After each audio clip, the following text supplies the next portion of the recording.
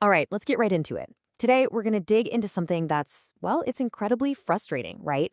Why is it that when we try to talk about huge conflicts, like the one in Israel and Gaza, the conversation just stalls? It goes nowhere. We're going to unpack how these wars stop being about what's actually happening on the ground and turn into these giant symbolic battles. You know that feeling, right? You're in a debate, maybe online or with a friend, about a conflict, and it just feels like you're both shouting into the void.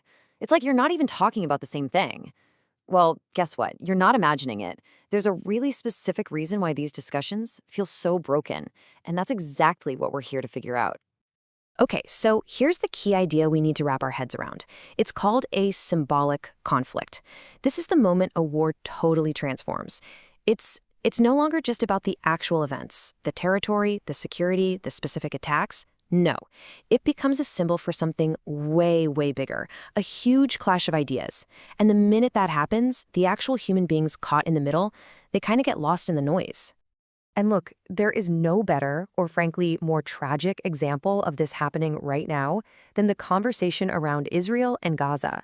It is the perfect case study of one single conflict being seen through two completely, and I mean completely different symbolic lenses. So let's put these two competing narratives side by side. On the one hand, for a lot of pro-Israel voices, this isn't just a war in Gaza. It symbolizes this massive global fight to defend Western civilization from radical Islam. But on the other hand, for many pro-Palestine advocates, this is the absolute front line of an anti-colonial struggle against occupation and people being pushed off their land. You see what's happening? They're not just disagreeing on the facts. They're telling two fundamentally different stories about what this war even means. And this is where things get really dangerous. Because if you truly believe the cause is existential, that you're fighting for your very survival, for the future of your entire civilization, then almost any cost becomes explainable.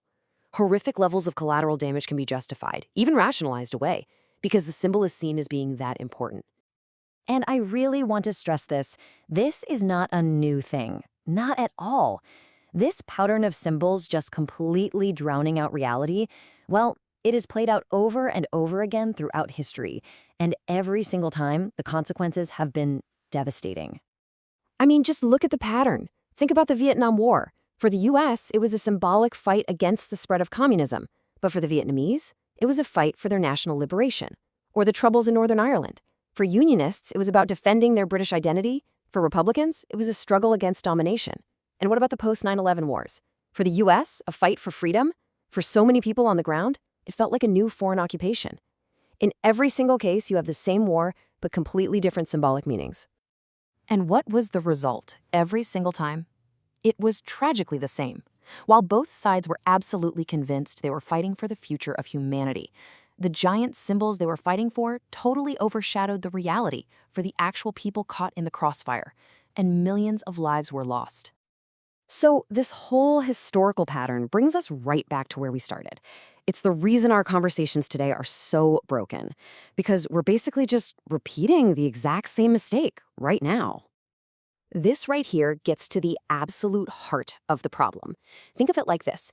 The two arguments, they're parallel lines. They might be running alongside each other, talking about the same geographical place, but they will never, ever intersect. They just can't. They exist in completely different symbolic universes. So why does it feel like a shouting match? Because it is one. You've got one side arguing passionately about the threat of radical Islam. You've got the other side arguing just as passionately about the injustice of settler colonialism. And those two arguments, they don't even overlap. They're not on the same plane of existence. And here's the kicker. The more you lean into your symbol, the more you double down on it, the less you're even capable of hearing the other side's human reality. Okay, so that's the problem, and it's a pretty bleak picture, I know, but it's not hopeless. There is a way to break this cycle. There's actually a framework we can all use to try and have a better, more real conversation about this. Here it is. It's a really practical three-step approach. Step 1, you have to acknowledge the symbol. Don't just dismiss it. You could start by saying something like, I understand why this feels existential to you. Just doing that can open the door. Okay, step 2. Immediately bring the conversation back down to earth. Ground it in reality. Ask about the direct human impact. Ask about the families, the children, the hostages. And finally, step 3. Use those symbols as lenses. Don't treat them as absolute, blinding truths. Treat them as a way to understand why the other person feels so passionately. You know, when you boil it all down, what this really comes to is a choice, a conscious choice that every single one of us has to make when we step into one of these incredibly difficult conversations. Just let this one sink in for a second. It's so simple, but so powerful. Symbols don't die in wars. People do. The big ideas, the grand ideologies, the symbols we fight for, they always survive. It's the people, the actual men, women, and children on the ground who pay the real price. So that's the choice we're all left with, isn't it, when we talk about war? Are we going to keep fighting these abstract battles between symbols? Or are we going to find the courage to ground ourselves in reality and focus on the only thing that actually matters, the people? The answer to that question, well, it just might change everything.